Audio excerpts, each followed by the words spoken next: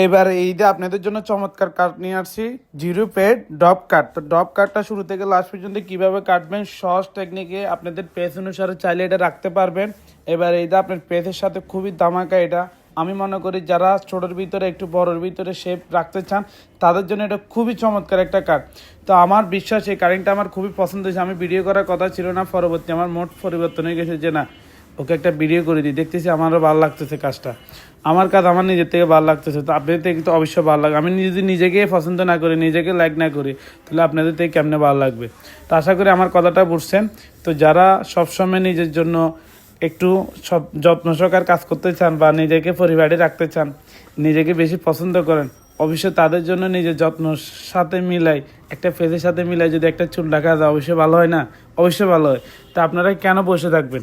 অবশ্যই আপনার পছন্দের মতন পছন্দের ফেস অনুসারে চুল কাটিয়ে ফেলবেন।